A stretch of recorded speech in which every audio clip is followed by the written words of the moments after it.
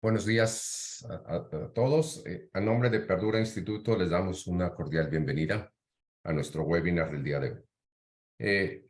Por favor, tener su micrófono en silencio y anotar las preguntas en el chat para nuestra sesión al final del webinar. El día de hoy contamos con la presencia de Israel Molleda. Él es ingeniero industrial con una especialidad en marketing y es especialista en temas de planeación estratégica y profesionalización de empresas.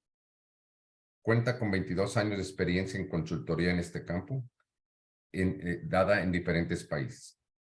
Él nos va a exponer el tema profesionalización y estrategia, una forma de impulsar el crecimiento de la empresa familiar. Adelante, Israel. Hola, ¿cómo están? Buenos días. Vamos a iniciar con el tema de profesionalización. Platicarles un poquito que, bueno, yo tengo ya 23 años como consultor de empresas. Empecé, voy a cumplir 23 años. He trabajado para diferentes firmas de consultoría. He vivido en varias ciudades estuve en Colombia, en Perú, en Venezuela, en Estados Unidos. Y finalmente ya desde el 2010 regresamos a México para poner el despacho enfocado a profesionalización y planeación y estructura. Y bueno, desde el año pasado, junto con José Ángel, fundamos el Instituto Perdura, que está enfocado 100% en crear, en dar apoyos a las empresas familiares, tanto en institutos, en universidades, en clústeres y a las empresas familiares que les interese que cubramos estos temas, hablando de temas de sucesión y temas de protocolo familiar y estructura y profesionalización. Bueno, pues vamos a iniciar. Son varios puntos que tenemos que revisar en el día de hoy. Los puntos que vamos a revisar es hablar un poquito de la importancia de la profesionalización y la estrategia en las empresas, sobre todo en las empresas familiares, porque es de vital importancia estos dos conceptos. Las 6 etapas del proceso de profesionalización, cuáles son los elementos que favorecen la profesionalización de las empresas, un pequeño decálogo de la empresa familiar profesional, y al final vamos a abrir para un empresario que nos va a dar su testimonio y al cual ustedes pueden aprovechar y hacerles algunas preguntas sobre el proceso de profesionalización que ellos han estado viviendo.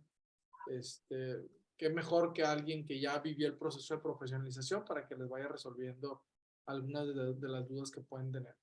Como bien comentó el doctor José Ángel, es importante que todas las preguntas las puedan ir contestando en el chat y al final de la conferencia, de la charla, vamos a abrir el espacio para que se puedan ir externando estas preguntas más las adicionales que vayan generando. Muy bien. Primer concepto que quiero que exploremos es qué significa ser profesional, porque a veces confunden el concepto profesional con ser profesionista, y son conceptos relacionados, pero cada uno tiene su enfoque. El ser profesional significa, es una palabra utilizada para referirse a alguien que ejerce un oficio, que tiene las capacidades o el dominio para poder realizar alguna actividad, que recibe una actividad, una retribución económica. Es un individuo que está capacitado, no necesariamente está formado académicamente en el tema, pero que tiene la experiencia y la capacidad moral para poder cumplir con las tareas específicas, ¿no? Entonces eso es ser profesional. No necesariamente eres profesionista, pero puedes ser profesional. Hay profesionistas que no son profesionales y hay profesionales que no son profesionistas. Entonces es bien importante identificar este concepto. Y el segundo concepto que quiero que entendamos es qué significa la estrategia, el concepto de estrategia. Y me gusta la estrategia darle dos definiciones. Una definición etimológica de dónde viene el origen de la palabra estrategia, que básicamente estrategia se compone de dos palabras, que es stratos y eigen, que significa la conducción del ejército. Por lo tanto, la estrategia como significado primario, que de hecho nos lo dice Sun Tzu en El arte de la guerra, es dirigir las operaciones militares. Eso es el concepto de estrategia. Y una definición un poquito más moderna que nos dio por ahí Peter Drucker es que la planificación estratégica no es pensar en decisiones futuras, sino en el futuro de las decisiones presentes.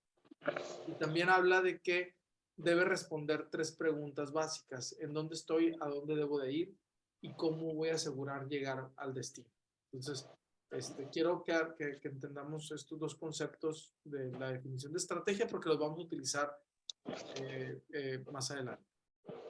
Entonces, ¿por qué es importante la profesionalización y la estrategia dentro de las empresas familiares? Bueno, aquí pongo una foto que representa de forma gráfica lo que a veces vemos en las empresas familiares, y nos ha tocado muchas empresas familiares que internamente están así, aunque externamente parece que no hay conflicto, conviven todo muy bien, eh,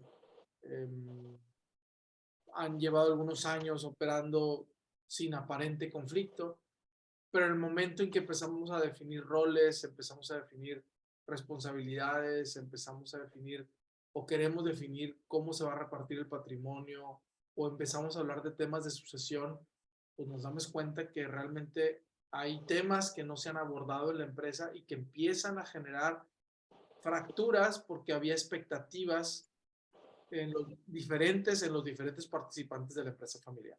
Entonces, es bien importante que este tipo de temas se vayan acompañando con un profesional. Entonces, primero quiero hablar un poquito de estadística, ¿no?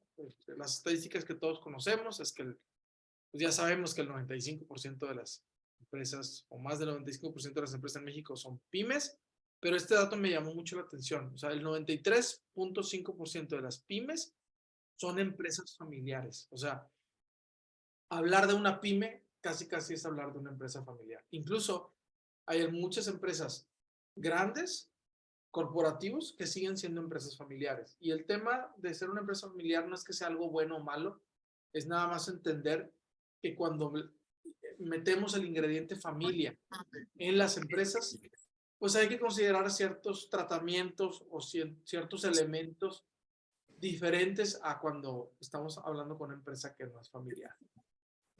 Otro dato interesante que nos llama la atención es que el 25% de las empresas familiares pasa a una segunda generación, pero el 75% de ellas muere entre la primera y la segunda generación. Es otro dato que también es importante conocer. O sea, algo pasa entre la primera y la segunda generación en donde desaparece la empresa, ¿no? Y a veces no es que la segunda generación se dedique a otra cosa. En la mayoría de los casos se sigue dedicando a lo mismo, pero ya no pasó a una segunda generación. Esta segunda generación decidió hacerlo de forma diferente, hacerlo de forma independiente, porque no hubo comunicación entre la segunda y la primera generación. ¿Cuáles son los principales retos que enfrentan las empresas familiares? Aquí nosotros lo resumimos en 4 retos principales. Uno, la centralización de poder. O sea, en la mayoría de las empresas familiares hay una sola persona que toma decisiones.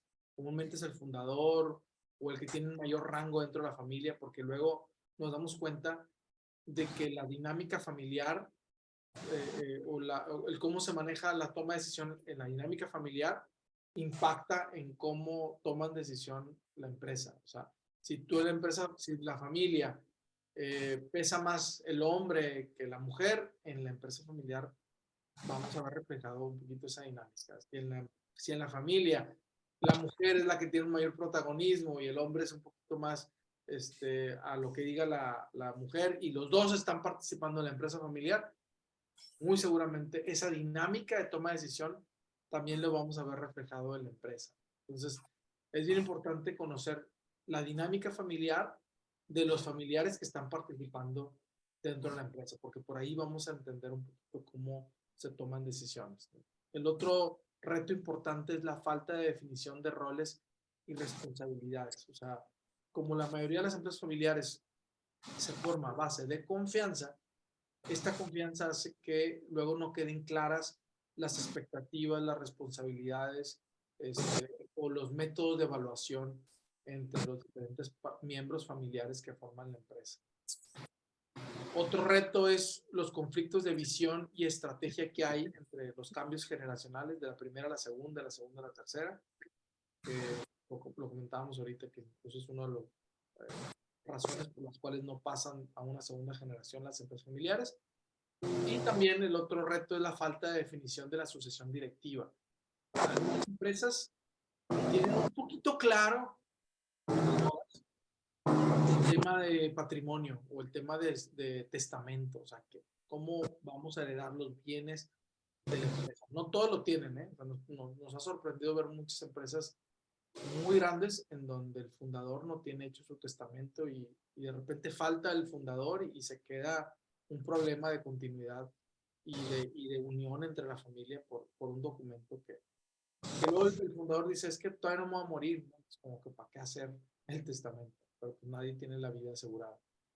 Pero el otro tema, no estoy hablando de lo patrimonial, estoy hablando de lo empresarial. O sea, si no está la persona o no están las personas que toman decisiones directivas o importantes en la empresa, realmente a veces estos cargos los ocupan los miembros familiares. Esas reglas o esos roles o esa sucesión no está muy clara dentro de la empresa, ¿no? Otro dato bien interesante que arrojó la ENAPROCE hace algunos años es que el 47% de las pymes, solamente el 47% de las pymes realiza algún tipo de planeación y establecimiento de objetivos. O sea, algún tipo de establecimiento de objetivos, solo el 47%. Y de ese 47%, solo el 35% monitorea de forma continua los resultados. Esto significa que solamente el 16% de esta muestra tiene información suficiente para tomar decisiones basadas en información. Ojo, todas las empresas, todos los días tomamos decisiones. Todos estamos tomando decisiones todos los días. Todos, los emprendedores, los microempresarios, las pequeñas, las medianas, las grandes, las familiares, no familiares, todos los empresarios estamos tomando decisiones todos los días. Pero si solamente el 35 del 47 está monitoreando resultados en base a un objetivo, pareciera que el 84% de las empresas está tomando decisiones sin información y las toma en base a percepción, en base a experiencia o en base a poder, ¿no? Algo de lo que se quejan mucho las empresas familiares que atendemos es que los fundadores o algunas figuras de poder son muy viscerales o toman decisiones pero sin ningún fundamento. Y en muchos de los casos son decisiones acertadas, ¿eh? O sea, algo que sí tenemos que reconocer es que el feeling el tema empírico en los fundadores es bastante bueno. En algunos de los casos tienen un sentido de negocio nato, pero llega un momento en conforme la empresa va creciendo, en donde ya hay más personas que dependen de tus decisiones. Tenemos que tener cuidado que las decisiones se hagan de forma profesional y sobre todo que se perciban de una forma profesional entre los diferentes participantes y los miembros de las empresas. Muy bien. Muy bien. Esta gráfica representa la escala evolutiva en la gestión de las empresas. Como lo comentamos, todas las empresas toman decisiones todos los días, pero no todos lo hacen de forma profesional. Y entonces, parte de lo que hacemos en la consultoría es ver en qué nivel evolutivo en la gestión de la empresa se encuentra. O sea, hay empresas en donde lo primero que estamos buscando es dejar la parte empírica y de percepción a escalar o a llegar al primer escalón, que es irnos a las mejores prácticas. Para que la sobrevivencia o la toma de decisión obedezca hacia las mejores prácticas empresariales. Y en las mejores prácticas empresariales, pues me refiero a establecer una meta de venta, establecer un presupuesto, perdón, una definición de roles o funciones básicas, definir muy bien quién es tu cliente y monitorear cuánto te está comprando, qué tanto lo visitas. O sea, eso independientemente de qué giro te encuentres, en qué nivel de empresa, si eres chica, mediana o grande, o a qué industria vayas, el estar monitoreando estas cosas básicas te van a asegurar una sobrevivencia un poquito más profesional a que si no estás monitoreando esta información. Entonces, el primer escalón es la implementación de mejores prácticas. El segundo escalón es irnos a los elementos tácticos. Y aquí en los elementos tácticos ya estamos hablando de metodologías o herramientas que nos ayudan a controlar la gestión de las empresas. Y aquí nos referimos a hablar de los presupuestos, hablar de la profesionalización. La profesionalización es la definición de los roles, de las funciones, de las responsabilidades, de los objetivos. Ahí estamos hablando de profesionalización. Luego hablamos del concepto de estrategia. Ya una vez que tenemos cubierta la profesionalización, hay que hablar de elementos estratégicos, en donde ya estamos hablando de elementos de innovación, de diferenciación, establecimiento de propuestas de valor, procesos esbeltos. Por ahí alguien decía que la estrategia es un escalón en el que tienes que crear acciones cuando ya agotaste las acciones básicas de ejecución. O sea, nos toca algunas empresas en que nos piden planeación estratégica, pero no han hecho presupuestos, no han monitoreado indicadores, no han implementado mejores prácticas. Entonces yo les digo, oye, ¿cómo para qué quieres crear una estrategia diferencial si no has hecho lo básico de monitoreo y gestión que puede hacer cualquier tipo de empresa? Porque las estrategias tienen que ver o varían en función de la empresa, pero las mejores prácticas y las tácticas esas le aplican a cualquier tipo de empresa o casi cualquier tipo de industria. Entonces, es importante que vayamos escalando en este nivel, no estar esperando que a lo mejor un consejo de administración o una estrategia de innovación o diferenciación va a ser exitosa si previamente no hemos escalado por los niveles previos, ¿no? Entonces sí es bien importante que conozcamos o que nos hagamos un autodiagnóstico como empresas en qué nivel evolutivo nos encontramos para entonces implementar las estrategias de consultoría correctas para cada nivel. Entonces esto es, aquí lo que estamos hablando es el nivel evolutivo de la gestión de las empresas. Muy bien. Vamos a hablar ahora de las 6 etapas de la profesionalización. Hablábamos que la profesionalización tiene que ver con la definición de funciones, roles, responsabilidades y objetivos. Sin embargo, es normal que sobre todo las pequeñas y medianas empresas vayan evolucionando en su proceso profesional y yo asemejo mucho las etapas de la profesionalización con el tema de cualquier partido o cualquier actividad amateur que a veces hacemos o que hacemos de temas de hobbies, ¿no? Y aquí pongo el ejemplo del fútbol, ¿no? Cuando armas tu primer equipo de fútbol, que tú no eres profesional y que estás queriendo jugar fútbol por primera vez, por ahí de los 7 u 8 años, y vas a formar parte de un equipo, pues este equipo dice, bueno, pues a ver, es que vamos a jugar los de esta calle contra los de aquella calle, y aquí somos 5 y acá y allá son 8, pues ocupamos 3 para balancear un poquito el número, ¿no? Independientemente si sepas o no sepas jugar, pues es primero que en números estemos más o menos cubriendo las funciones, ¿no? Y luego, clásico, que hay alguien que sabe jugar mejor fútbol, pues ese lo metes de delantero. Y hay alguien que a lo mejor no sabe jugar fútbol, pero lo ocupas para ser igual en número, pues mételo de defensa o mételo de portero, ¿no? Ahí donde menos estorbe.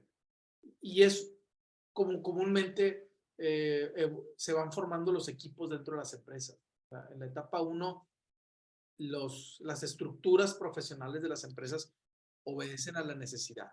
O sea, dice, oye, pues ¿sabes qué? Hay que hacer esto y necesitamos establecer algunas funciones.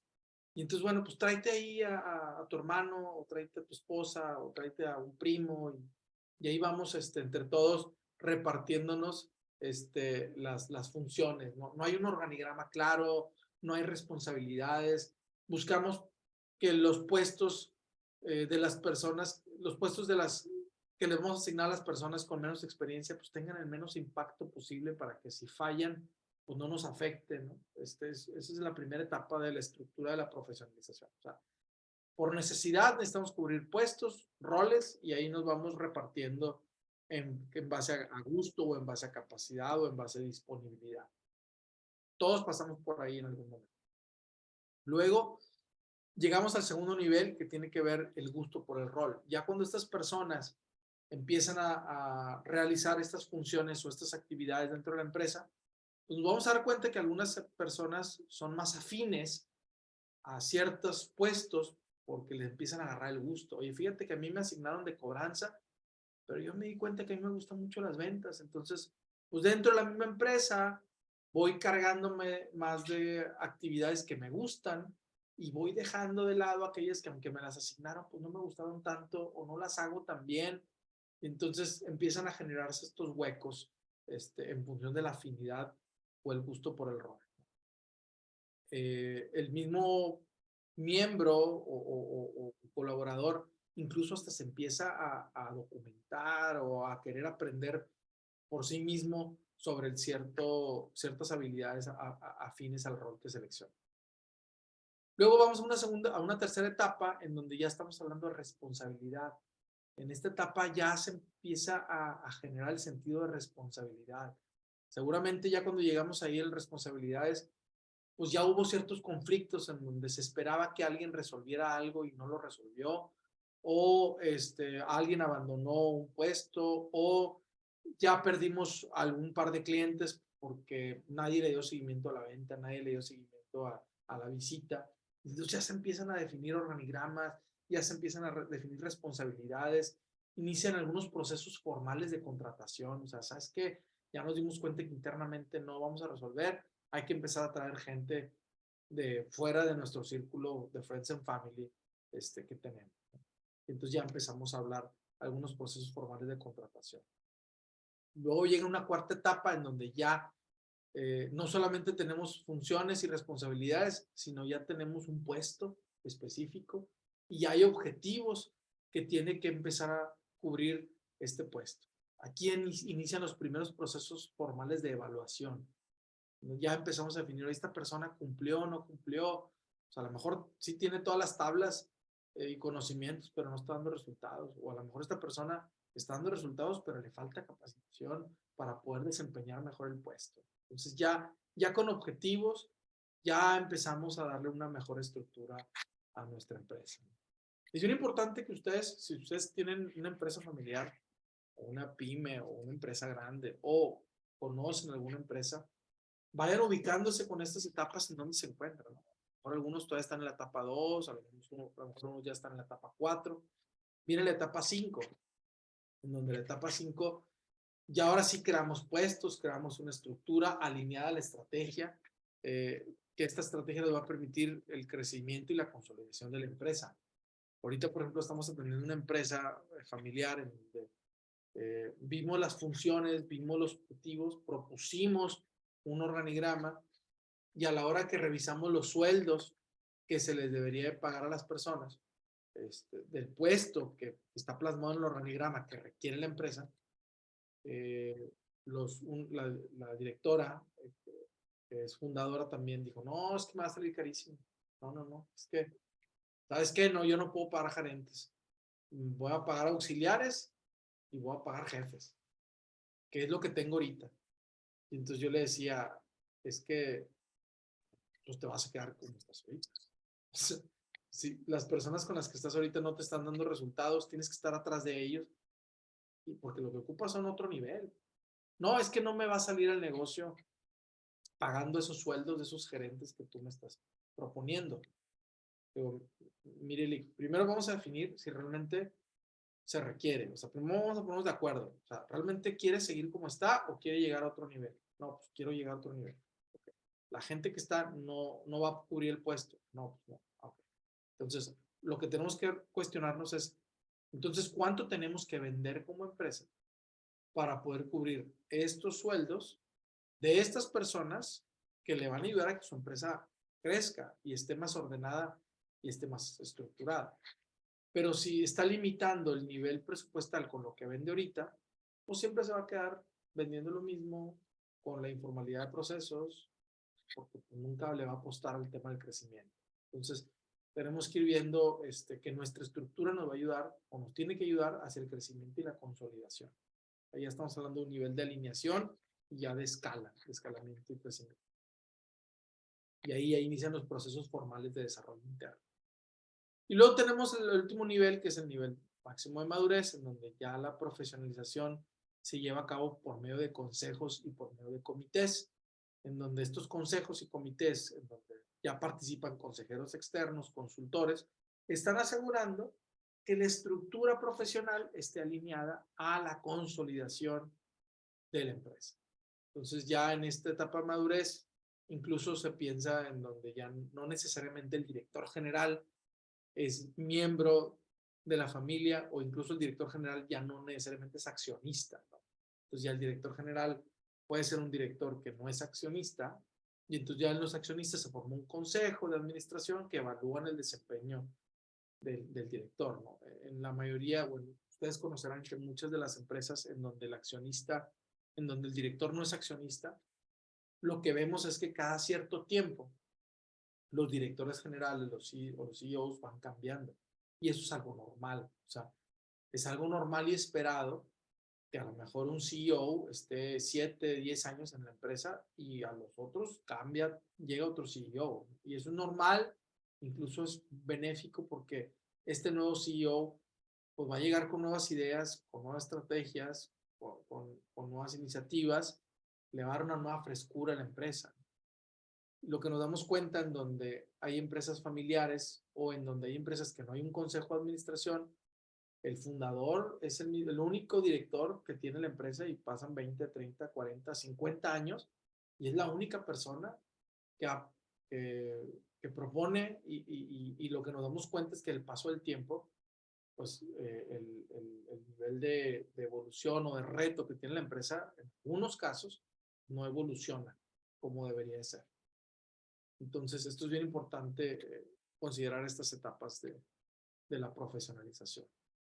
Yo creo que el gran reto es ese, y yo también lo vivo como dueño, como empresario, accionista de varias empresas y como director de alguna de ellas. O sea, cuesta mucho soltar la dirección general de algo que tú fundaste, porque parece que, o sentimos que nada más nosotros le entendemos al negocio, y bueno, pues ahí es un reto de transmitir, de establecer un plan, de bajar toda esta información hacia los diferentes colaboradores y que no nos dé miedo que alguien externo pueda jugar nuestro rol mientras nosotros tengamos el rol patrimonial y de accionista y fundador del tema, ¿no? Creo que ahí nos ayuda también a no ser juez y parte y poder tener evaluaciones objetivas sobre el desempeño de nuestra empresa.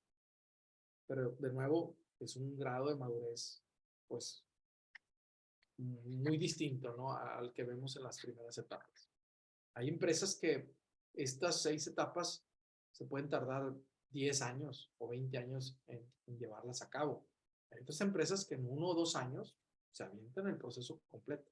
Eso mucho depende de la historia familiar, depende de la personalidad de los miembros familiares o de los colaboradores o los accionistas. O sea, hay muchos factores que pueden favorecer o desfavorecer la profesionalización. Los vamos a ver ahorita más adelante. Muy bien. ¿Qué elementos favorecen la profesionalización? ¿Qué elementos son los que hacen que estas 6 etapas se lleven a cabo de forma más rápida que en otras que no tienen estos elementos? Bueno, vamos a reconocer 3 elementos básicos que favorecen la profesionalización. Uno, primero, que los fundadores, los dueños o la familia tengan claro qué quiere lograr con la empresa y que se pongan de acuerdo en las estrategias, en los objetivos, en las metas y en los planes de acción. Nos pasa mucho que de repente cuando vemos planes estratégicos, a veces los planes estratégicos obedecen a lo que quiere uno de los dueños o uno de los fundadores o uno de los miembros familiares y no se ha conversado esta estrategia con los otros tomadores de decisión o figuras de poder en la empresa, y entonces lo que pasa a veces es que el plan estratégico está bien padre, pero no se ejecuta porque de repente hay boicot o sea, saboteos, porque alguien que no estaba de acuerdo, pero que tiene poder de decisión, empieza a dejar de apoyar, empieza a incluso en tema de presupuestos. Oye, nos ha pasado que de repente se habla de un ERP. Hay que implementar un ERP y cuesta varios cientos de miles de pesos o a veces millones de pesos. Y de repente hubo un accionista, uno de los dos o de los tres o de los cuatro, que nunca estuvo de acuerdo. Pero ese accionista tiene un equipo de personas que le reporta de forma moral, que a lo mejor él los contrató o que son afines a sus áreas de dominio. Y entonces pasa que como todos los RPs empiezan a complicarse la implementación del sistema y entonces estos que nunca estuvieron de acuerdo, porque tampoco está de acuerdo uno de los fundadores, empiezan a sabotear el proyecto. No, es que yo siempre dije que nunca iba a funcionar. No, es que yo siempre dije que esto era una pérdida de tiempo. Y entonces terminan ya no hay que meterle lana y entonces se sabotean los proyectos, ¿no? ¿Por qué? Porque no hubo una unión desde arriba en qué es lo que se quería en los tomadores de decisión. Y aquí es bien interesante, por eso lo de tomadores de decisión, porque a veces puede haber algún miembro familiar que no es accionista, pero puede tomar decisiones dentro de la empresa. Y esto pasa mucho, y voy a generalizar, pero pasa mucho con las esposas de los dueños.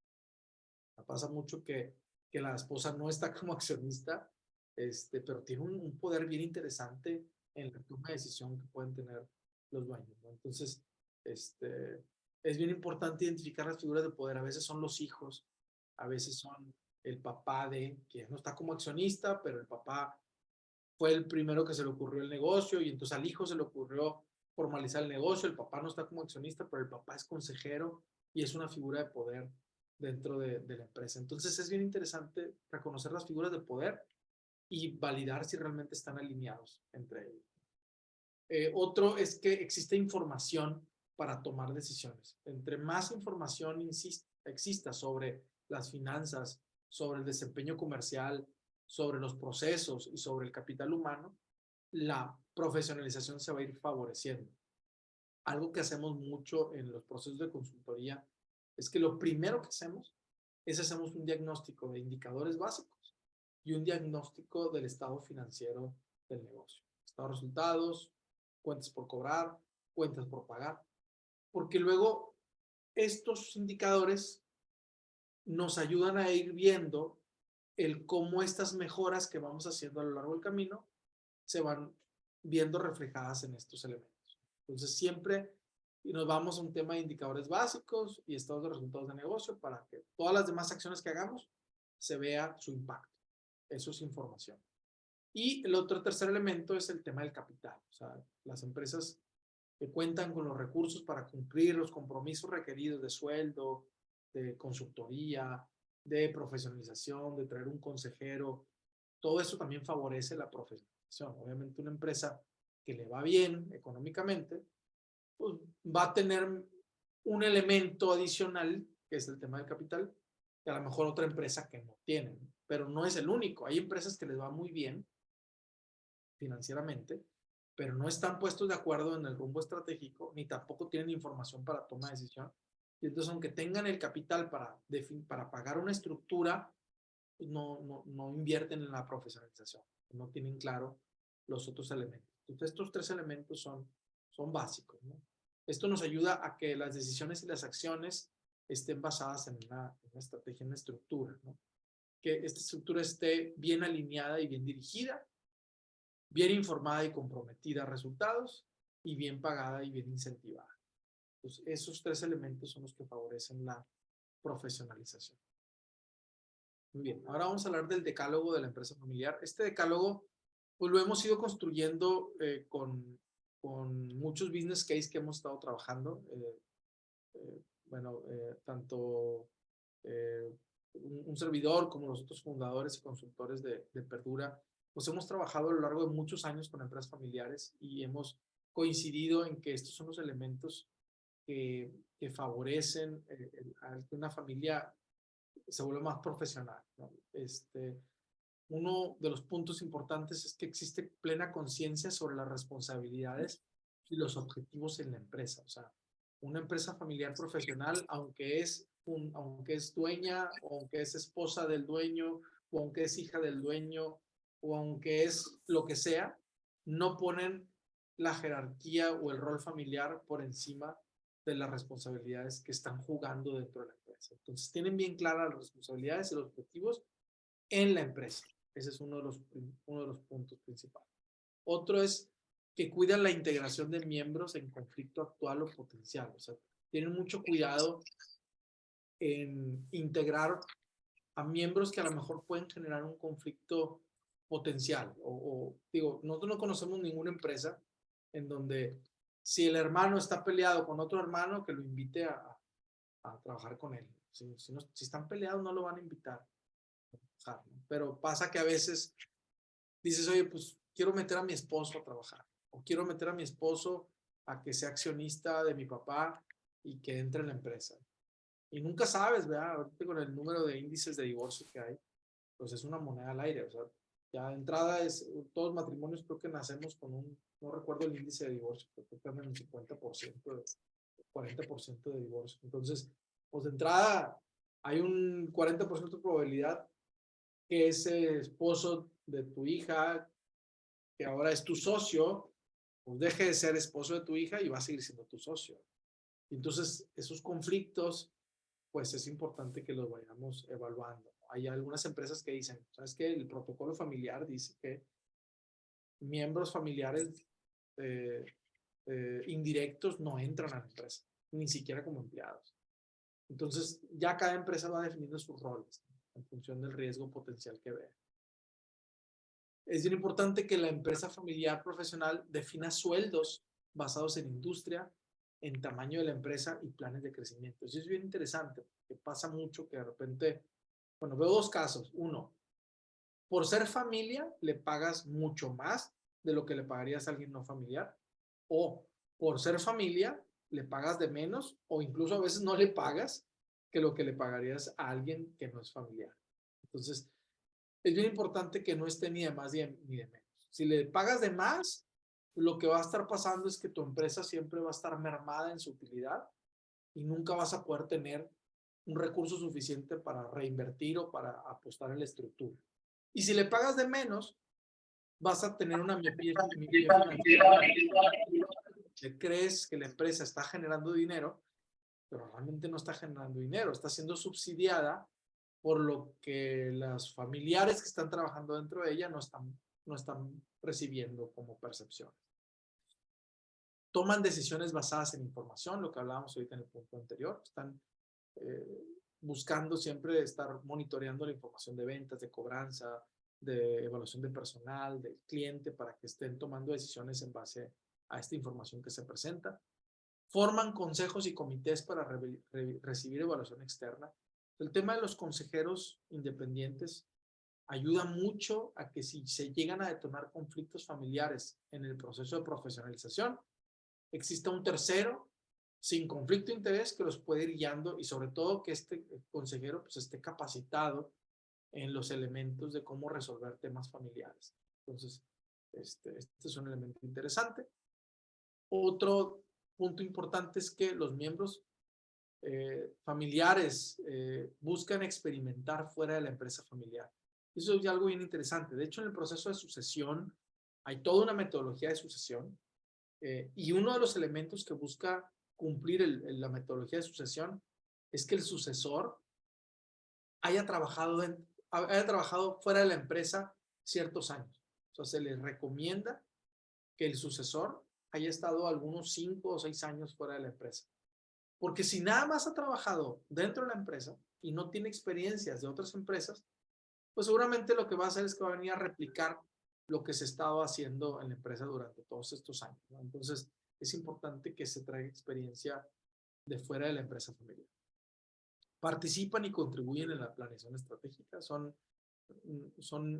las empresas familiares profesionales, independientemente de cuál es su figura, si son supervisores, si son gerentes, si son directores, o si no están trabajando, pero son accionistas o son miembros familiares, participan en la planeación estratégica opinando y dando su punto de vista para asegurar que realmente la planeación estratégica de la empresa familiar también esté alineado y que los familiares estén conscientes de cuáles son los retos que está enfrentando la empresa. A veces los miembros familiares o los fundadores exprimen mucho la empresa en patrimonio porque no saben lo que están dejando de ganar por no haber reinvertido en la empresa. Entonces es bien importante que estén conscientes del plan estratégico de la empresa. Se preparan constantemente, son autocríticos, esos son unos miembros familiares que son constantemente autocríticos, forman empresas profesionales.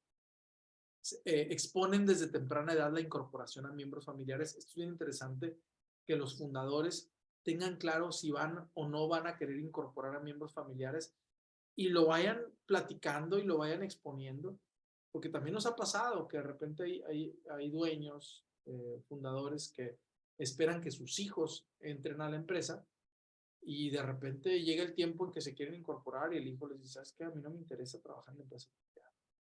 Ya perdiste algunos años en que pudiste haber elegido a algún otro miembro no familiar para los procesos de sucesión de los puestos clave en la empresa. Y otros que buscan el bienestar patrimonial, entienden que la empresa familiar es la fuente de beneficios económicos para la familia y entonces pues buscan hacer crecer el patrimonio para que pueda multiplicarse los beneficios hacia los miembros familiares actuales y los que se vayan incorporando en un mediano plazo. Muy bien, bueno, pues con esto, digo, acabamos los puntos. Ahorita la idea es que invitemos por aquí a Eduardo. Eduardo, él es fundador de una empresa familiar. Bueno, no fundador, lo fundó su papá la empresa, pero él es actualmente director de la empresa. Por ahí ahorita nos está acompañando. Y quisiera que las preguntas que tengan con respecto a este tema nos las pueden hacer a nosotros o se las pueden hacer a Lalo. Él también ya pasó por un proceso de profesionalización. Y bueno, por mi parte es todo. Abrimos el espacio para preguntas y respuestas. No sé si Ángel quieres por ahí complementar algo.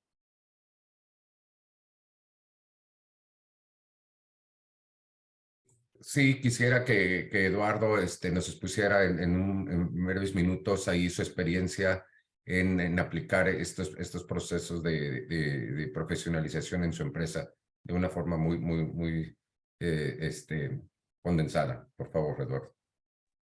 Claro, Doc, gracias, muy amable. Antes que nada, gracias por la invitación, por permitirme platicar un poquito la experiencia. Y la verdad, a todas las personas que son dueños de negocios, que son fundadores y que tienen hijos dentro de la empresa y están buscando cómo hacer continuo su trabajo, pues la verdad, el tema de la profesionalización es un gran escalón que les da un crecimiento importante que en experiencia propia, la verdad, fue de mucha gran ayuda la intervención en el tema de la profesionalización con Israel.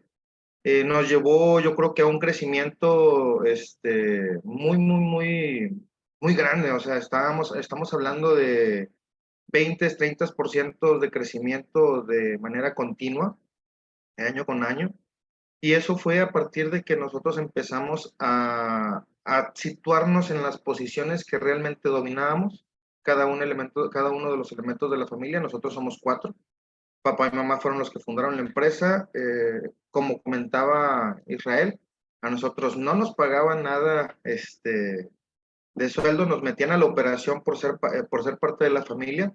Y cuando estábamos buscando el brinco de crecimiento, bueno, lo estaba buscando papá, se acercó a Israel por un estudio de mercado para ver cómo estaba el tema de nuestro posicionamiento en el mercado, y resulta que en lugar de terminar con un estudio de mercado, terminamos profesionalizando la empresa, haciendo una sustitución de control de la empresa, una sucesión a la segunda generación, que en este caso cayó la responsabilidad como dirección conmigo. Y pues obviamente en base de ese movimiento, pues obviamente la empresa empezó a crecer de una manera desproporcional. Empezamos a tener más gente preparada, empezamos a tener presencia en autoservicios, empezamos a tener incrementos de ventas totalmente sorprendentes para lo que llevamos. La empresa tiene 25 años de fundada. Mi papá empezó la empresa hace 25 años Y yo entré hace 5, entramos con el tema de la profesionalización hace 5 y hace 3 años aproximadamente quedé como director.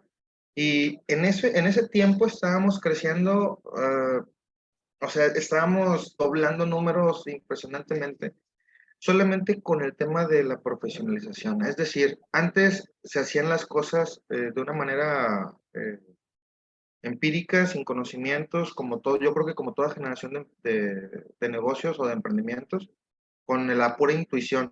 Y una vez que tomamos el tema de profesionalización, empezamos a medir números, rentabilidades, qué nos beneficiaba más, cuáles son los canales de distribución que nos generaban mayor utilidad, disminución de gastos, y eso nos está exponenciando a un crecimiento muy bueno. Tanto así que el año pasado tuvimos la oportunidad de comprar otra empresa que estaba en una situación de pelea con socios. Creo que es una empresa que los socios no eran amigos, no eran familiares, pero se acercaron con nosotros, era competencia de nosotros, y nos dicen, oye, nos interesa vender, ¿qué onda? En base a un estudio de mercado y en base a números, obviamente tuvimos esa oportunidad, y ahí fue donde estamos terminando de ampliar nuestros abanicos. Y, chivo, la verdad, el tema de profesionalización nos abre bastante las puertas en los temas de volvernos familias empresarias, donde ahora cada uno de los elementos desempeña una función muy importante dentro de la empresa y somos muy sólidos en la operación. Pero la verdad ha sido de mucha gran ayuda. Eduardo, Por ahí creo muchas gracias por tu testimonio. Agradecemos mucho a Israel y a Eduardo su participación. Ya tenemos algunas preguntas aquí, tanto para Eduardo como para Israel. Ya están aquí en esto. Voy a empezar en esta parte. Para Israel, ¿cómo definir las funciones y roles de los miembros familiares cuando no hay un acuerdo entre ellos? Ok. Pues mira, comúnmente lo primero que hacemos, hacemos un inventario de funciones. Estamos haciendo el inventario de funciones. Nos damos cuenta de que de repente hay funciones que las hacen varias personas. Empezamos a hacer un balanceo de cargas, empezamos a construir perfiles. Y luego, ya una vez que están los perfiles, ahora sí decimos, oigan, miren, aquí está este puesto. Este puesto en la industria se pide que tenga estas habilidades, estas responsabilidades y ahí este pago. ¿Ah? Y salió este otro puesto y entonces empezamos primero les pedimos que se repartan como está las funciones en función de lo que requiere la empresa. Luego hay otra etapa que es, ok, ahora yo como empresa voy a evaluar si tú como persona tienes las capacidades o no para poder cumplir con este puesto. Y algo bien interesante ahí que les decimos, sobre todo cuando parte de los evaluados son activistas, siempre les distinguimos de que, a ver, puede que a lo mejor trabajes o no trabajes en la empresa, pero siempre vas a ser dueño, porque ya eres parte de los accionistas. Esto cuando hay estos miembros que forman parte de los accionistas, ¿no? Cuando hay miembros familiares que no forman parte de los accionistas, es hacerles consciente a los accionistas que por más que quieras ayudar a tu familiar, si tu familiar no está desempeñando correctamente las funciones y responsabilidades del puesto, pues tu empresa se va a ver afectada, se va a dañar el patrimonio y al final pues no va a haber para poder ayudar a tu familia. Entonces al final tenemos que salvaguardar mucho el patrimonio y el bienestar familiar porque ahora sí que de ahí comen todos los que estén directamente relacionados. Muy bien. Israel, cuando estabas en el decálogo hablaste de unos conflictos y nos pregunta Jacqueline, si están peleados, ¿no pueden trabajar juntos? Ella dice, es que no escuché muy bien esa parte. Sí, mira, en nuestra experiencia, una familia que está en conflicto difícilmente se pone a trabajar junta. O sea, si hay conflicto, no lo vas a invitar a tu empresa. Pero ha pasado que muchas empresas que no tenían conflicto familiar empiezan a generar conflicto familiar cuando empiezan a trabajar juntas. Y este conflicto familiar se detona por falta de definición de roles, de sueldos, de expectativas y responsabilidades. O sea, la falta de profesionalización sí puede deteriorar la convivencia familiar o la armonía familiar cuando no se tienen claros los elementos. Sí pasa esto muy seguido. Muy bien. Israel, si todos los descendientes de un negocio han decidido ir por otros rumbos de la vida, distintos a la empresa familiar, en el decálogo que mostraste, ¿qué debemos hacer para integrar a los miembros de la familia y asegurar la continuidad del negocio? Una vez los fundadores, cuando ya los fundadores ya no estén con nosotros, ¿qué debemos hacer para Hay poder varias integrar? estrategias. O sea, nos ha tocado un par de empresas en donde el dueño no tiene hijos o los hijos no se quieren meter al negocio y entonces me dice, oye, ¿la vendo o qué hago? Y entonces hay una opción en donde pues, se puede formar un fideicomiso y el fideicomiso opera la empresa. Y entonces dices, bueno, pues a lo mejor mi hijo no quiso operar el negocio, pero es mi hijo y quiero que le siga cayendo dividendos y utilidades y participación de lo que el patrimonio o el fideicomiso vaya haciendo con el patrimonio. Entonces se forman families office, se forman ahí un protocolo familiar, porque puede ser que a lo mejor esta segunda generación no quiso, pero a lo mejor la tercera generación sí quiere participar en la empresa, ¿no? Entonces el fideicomiso va permitiendo ir manteniendo la operación de la empresa sin que necesariamente los miembros familiares operen la empresa dentro de ella. Muy bien. Una pregunta para Eduardo. Bueno, ahí se integran dos. Eduardo, ¿por qué tú te quedaste como director? ¿Cómo fue ese proceso de sucesión entre hermanos? ¿Los otros están en distintas áreas? Ok, pues dentro de la parte de sucesión para la dirección no les voy a mentir, fue algo dramático la entrada. Aquí existe un factor que me ayudó a mí a quedar como director o para poder ser seleccionado como con el tema de director. Cuando empieza el tema del negocio familiar, yo me acerco con papá porque empezábamos a tener algunos problemas en cuanto a flujos de efectivo y me fui metiendo mucho en el tema financiero, tanto así que dominé números de ventas, gastos y obtuve toda esa información para poder hacer crecer el negocio en cuanto a estímulos fiscales, de créditos, las herramientas financieras que pudieran ayudar al negocio a hacer algún tipo de solicitud de crédito e inversiones. Porque pues obviamente, como les comento, cuando papá crea la empresa, la hace a una manera de un pensar de que está funcionando y pues era un negocio totalmente informal. Cuando llego yo y tomo ese control y topamos en el crecimiento, les comento, llegó Israel y pues obviamente nos piden los documentos básicos para un análisis de empresa, ¿no? Estados de resultados, flujos de efectivo, y resulta que no teníamos ni flujos de efectivo, no teníamos nada de información. Sin embargo, la poca información que yo tenía recolectada sirvió para tomar un punto de inicio y fue como yo me fui involucrando en esta operación. Entonces, al momento de designar las funciones, el ingeniero Molleda se acerca y dice, ¿sabes qué? Pues tenemos que nombrar a una persona que lleve las riendas del negocio.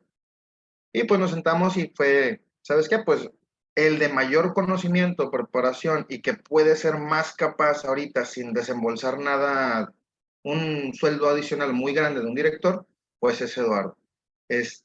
¿Cómo fue? Pues yo creo que sí fue un shock muy grande para papá que no haya sido o no haya podido ser él. Hubo peleas, sí, hubo desacuerdos, bastante. Hubo separación en familia, no separación de familia, pero sí un poco de distanciamiento porque pues obviamente fue así como de que, espérate, ¿por qué Eduardo? Tengo que recalcar que mi hermano es LAE, es licenciado en Administración de Empresas, yo soy ingeniero en sistemas.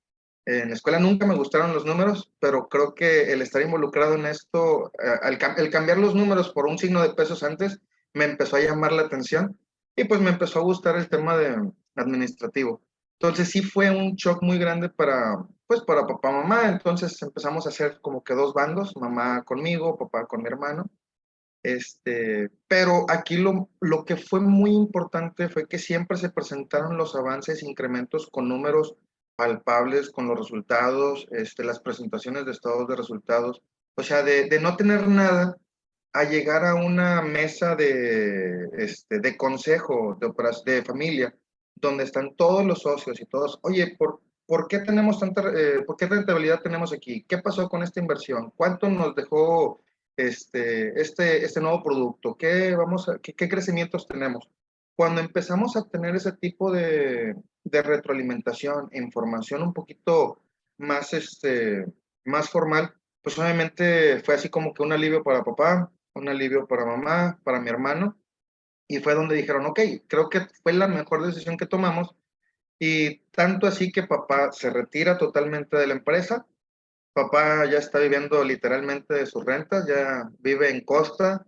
Mamá es la que sigue operando aquí en el negocio porque dice que ella, no sé qué va a pasar si deja de laborar. No le podemos, por más de que le queramos dar vacaciones, no se quiere retirar. Pero ya ahorita es una grata satisfacción que hayamos terminado con juntas de consejo a ese tipo de especialidad. Y si estamos en distintas áreas, sí. Yo soy director general, mi hermano es director de operaciones, que él es el que se encarga de que toda la operación fluya correctamente, y mamá es directora del área de producción. Cada quien tiene gente a su cargo, cada quien responde en las juntas de operaciones, y cuando nos tocan las juntas de consejo familiar, todos nos quitamos nuestras posiciones de gerenciales y empiezan todos a atacar al director general. Yo creo que eso es normal. Sí, muchas gracias, Eduardo. Algo que también favoreció mucho, perdón, fue que la parte comercial de alguna u otra manera ya la tenían un poco medio resuelta, pero faltaba la parte financiera que nadie manejaba y que Lalo era el que más o menos la manejaba. La parte comercial se trajeron un externo y un director comercial que ve todo lo comercial, y también Lalo siempre ha estado abierto y siempre ha comentado en las juntas de que él dice, yo sé que yo no soy el mejor director general, yo sé que en algún momento vamos a tener que contratar un director general, pero es bien importante que aprendamos a cuestionar al director general para cuando no sea yo, saber qué preguntar y saber por dónde nos pueden meter el pie para estar bien atentos desde el consejo cómo monitorear el desempeño de la empresa. Entonces creo que ahorita en Petit Comité entre Familia han hecho estas prácticas. La idea es que al rato ellos digan, ¿sabes qué? Viene otro director general que tiene mejores capacidades o que va a llevar la empresa a otro nivel, y ellos ya vivieron el cómo cuestionar y cómo identificar los avances o retrasos de la empresa. Eduardo, esta es una pregunta que ya casi respondiste, pero te la leo. Nos dice David, ¿cómo le hicieron para ponerse de acuerdo y no pelearse? Las peleas, yo creo que en un inicio los desacuerdos son inevitables, eso siempre los vamos a tener. Y para no pelearnos o no enojarnos, creo que hay que hablar. Cuando se trata de negocios hay que ser fríos y ver qué es lo que le conviene más a la familia y al negocio. Si el negocio nos va a empezar a generar problemas con la familia, mejor traemos un externo, nos quitamos de problemas y respetamos la tranquilidad familiar. Yo creo que eso es algo que he aprendido con el ingeniero, con este tipo de webinars, que la familia siempre va a ser primero ante todo, porque podemos hacer otro negocio, podemos tener más ingresos, pero no creo que podamos sustituir familia. Entonces, sí, para ponernos de acuerdo fue quién tiene la información, quién tiene el sartén por el mango, y que no le vaya a dar la vuelta a los problemas. Y creo que en ese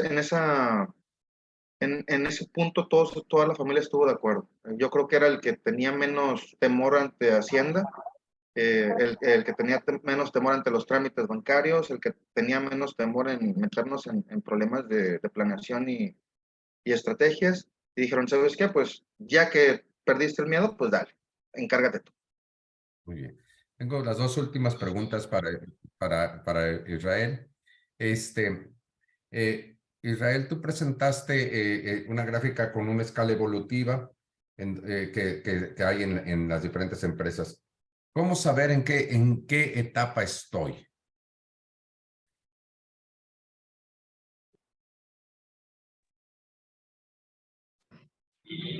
Perdón, comentaba que todas las empresas cuando a los abordamos hacemos un pequeño diagnóstico de competitividad. Justo traemos un tema. Ángel, ¿me ayudas ahí con...? Sí, Oscar, Oscar, tu micrófono, sí, ya está. Hacemos un diagnóstico en donde preguntamos ciertos elementos de temas financieros, de temas comerciales, operativos y capital humano. En lo financiero les preguntamos si tienen un estado de resultados, si monitorean el estado de resultados, si toman decisiones en base a la información de estado de resultados. En la parte comercial, si tienen claros sus clientes, si monitorean la venta de sus clientes, si analizan el crecimiento vertical y horizontal de su mercado. O sea, de cada tema vamos preguntando diferentes niveles de dominio. Y esto nos va dando el nivel en el que se encuentran las empresas. Hay empresas que dominan muy bien ciertos elementos, por ejemplo, financieros, pero a lo mejor no dominan la parte capital humano. Entonces ahí hacemos una escala de Likert en donde decimos, pues miren, lo financiero estás muy bien, o en lo comercial estás muy bien, pero en la parte operativa te falta eso, y eso nos ayuda a definir el tratamiento que le vamos a dar a cada empresa. Es bien importante que en consultoría estemos generando un balance estructural, que no demos más estructura de consultoría porque luego podemos hacer muy burocrática la empresa, ni tampoco nos quedemos cortos porque entonces no vamos a tener las bases de crecimiento. Entonces, este balance estructural de la consultoría lo cuidamos mucho, sobre todo en las pymes, en donde pues, tenemos que buscar que la parte empírica no se pierda, la creatividad, la flexibilidad, pero al mismo tiempo ir poniendo estos elementos de soporte para que vayan creciendo y no se queden estancados. Muchas gracias, Israel. La última pregunta, Israel. ¿Qué recomiendas tú si aprueban las 40 horas de trabajo? Pues para beneficio de todos, ahorita me acaba de llegar un WhatsApp en donde dicen que no se firmaron. Las acaban de rechazar ahorita en la cámara. Me acaba de llegar mensaje. Pero lo que sí creo es que es una oportunidad para las pymes. Acuérdense que las pymes, en su escala de sueldos, no necesariamente podemos alcanzar lo que pagan los grandes corporativos, pero podemos dar algunos estímulos emocionales para compensar esos elementos. Entonces, yo, por ejemplo, dentro de mi empresa, yo trabajo 40 horas siempre.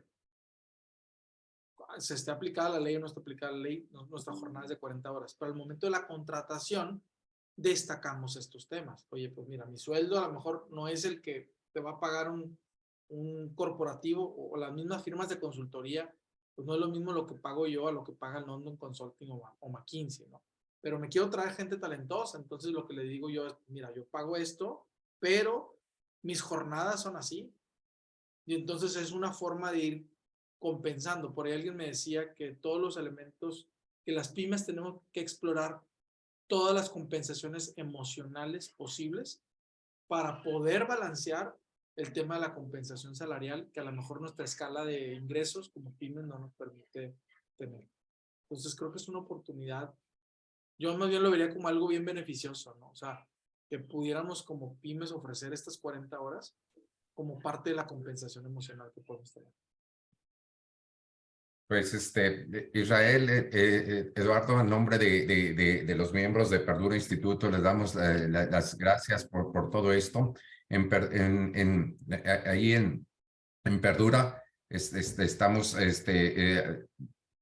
es un grupo de personas con una amplia experiencia en donde nosotros nuestros servicios principales los estamos apoyando en crear centros de empresa familiar y también llegar hacia a familias en forma particular en todos estos temas, en este caso un fundamental como es la planeación estratégica y la profesionalización.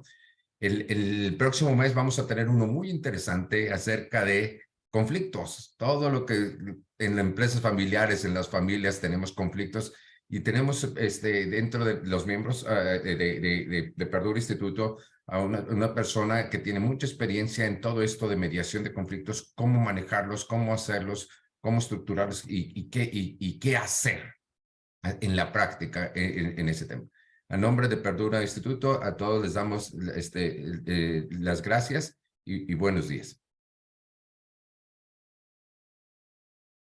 Saludos, gracias. Y si nos dejaron sus correos, por ahí vamos a hacer llegar la invitación para el siguiente webinar. Gracias.